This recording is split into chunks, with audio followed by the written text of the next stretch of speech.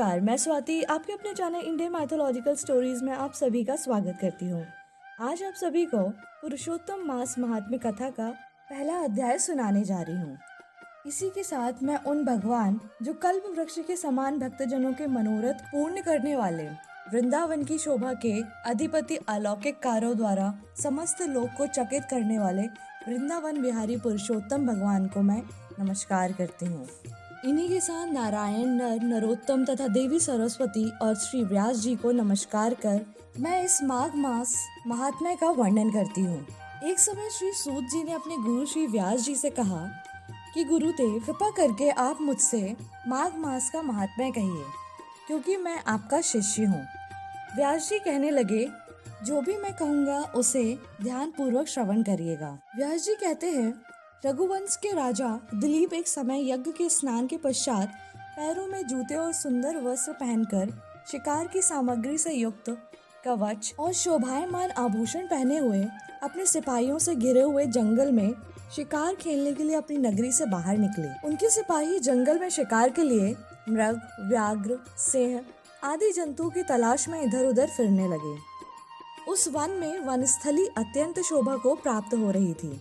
कहीं कहीं मृगों के झुंड फिरते थे, कहीं गीदड़ अपना भयंकर शब्द कर रहे थे, कहीं गेंडों का समूह हाथियों के समान फिर रहा था, कहीं वृक्षों के कोटरों में बैठे हुए उल्लू अपना भयानक शब्द कर रहे थे, कहीं सिंहों के पदचिन्हों के साथ घायल मृगों के रक्त से भूमि लाल हो रही थी, कहीं दूध से भरी थनों वाली सुंदर भैंसें फिर रही थी, कहीं पर सुगंधित पुष्प, हरी भरी लताएं वन की शोभा को बढ़ा रही थी। कहीं बड़े बड़े पेड़ खड़े थे तो कहीं पर उन पेड़ों पर बड़े बड़े अजगर और उनकी केचुलियां भी पड़ी हुई थी। उसी समय राजा के सिपाहियों के बाजे की आवाज सुनकर एक मृग वन में से निकलकर भागने लगा और बड़ी बड़ी चौकड़ियां भरता हुआ आगे बढ़ा। राजा ने उसके पीछे अपना घोड़ा दौड़ाया, परंतु मृग पूरी शक्ति से भागने लगा। मृग कांटेदार वृक्षों के एक जंगल में घुसा और राजा ने भी उसके पीछे वन में प्रवेश किया, परंतु दूर जाकर मृग राजा की दृष्टि से ओझल होकर निकल गया।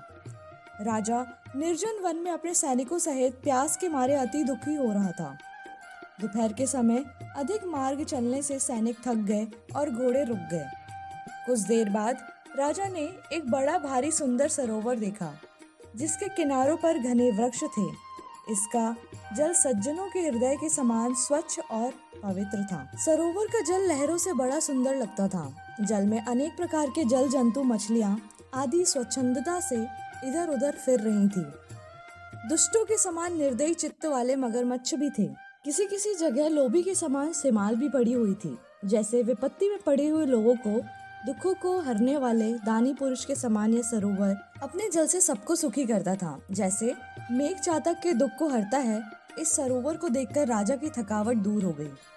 रात्रि को राजा ने वहीं विश्राम किया और सैनिक पहरा देने लगे और चारों तरफ फैल गए। रात के अंतिम समय में शूकरों के एक झुंड ने आकर सरोवर में पानी पिया और कमल के झुंड के पास आया। तब शिकारियों ने सावधान होकर शूकरों पर आक्रमण किया और उनको मारकर पृथ्वी पर गिरा दिया।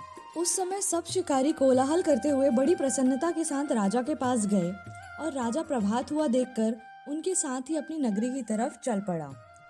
जिसका शरीर तपस्या और नियमों के कारण बिल्कुल सूख गया था, जो मृग छाला और वल्कल पहने हुए था और नख, रोम तथा केश धारण किए हुए था, राजा ने ऐसे घोर तपस्वी को देखकर बड़े आश्चर्य से उसको प्रणाम किया और हाथ जोड़कर खड़ा हो गया। तपस्वी ने राजा से कहा कि हे राजन, इस पुण्य शुभ माघ में इस सरोवर को छोड़कर तुम यहाँ से क्यों जाने की इच्छा करते हो? तब राजा कहने लगा कि महात्मन, मैं तो माघ मास में स्नान के फल को कुछ भी नहीं जानता। कृपा करके आप विस्तार पूर्वक मुझको समझाइए। इसी से पहला अध्याय समाप्त होता है। बोले विष्णु भगवान की जय।